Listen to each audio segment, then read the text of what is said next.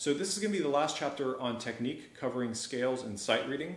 For those of you who don't know, scales and sight reading are very, very much connected. I think a lot of students only think of scales as something that they have to play, once a year at the end of the year, or for a pass-off 1 week or something like that, and you don't really understand why you practice scales. So I'm going to clear that up here. Scales are basically like grammar for music. Okay, you can draw a direct analogy between like reading like a language and reading music. If you're watching this video, I assume that you can read, but most of you don't remember learning how to read, right? When you were children.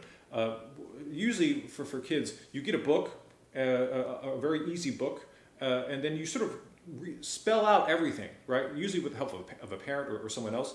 But you can't read whole words or even paragraphs, right? You can just see letters, and you have to sort of piece by piece put everything together. I think that's the way most people sight read, is that you're unable to recognize larger patterns, and you only see letters. So scale patterns are really those larger patterns. There is one book I recommend everyone buy. It's probably the only book you have to buy if you want to get better. It's Behrman Book 3. There is a public domain version of it, but I really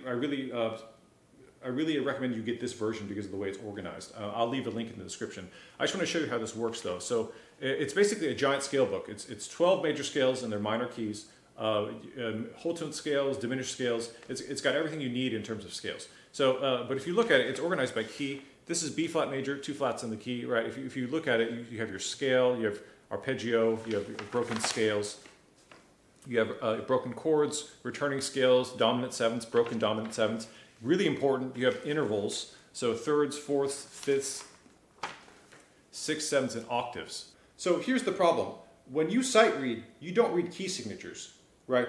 If I sight read, and I've played through this book, 1,000 times, which I have, I see B flat major, I see 2 flats in the key, and I play 2 flats in the key. I don't have to think about B flat, E flat. It just comes because it's so ingrained in the way I read music. When you sight read, you probably read C major, no sharps, no flats, right? Plus accidentals.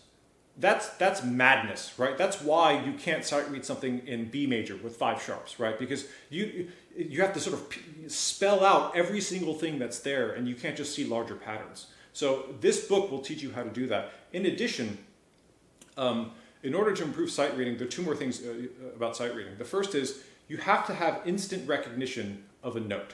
If you see a note on a page, first you should know the letter name, but more importantly, you should have a fingering, right? It should just be B flat, done. There can't be any delay in any of that. Otherwise, your sight reading is going to be very, very slow. The second thing you have to realize when you're sight reading is rhythm recognition. Once you get past the common rhythms, when you see them on a page, you shouldn't have to count them out with a 1 e and a 2 e. You shouldn't have to do that. Learning music on a regular basis is the best way to improve sight reading. Practice the scale book because it'll give you a hands-on connection with patterns.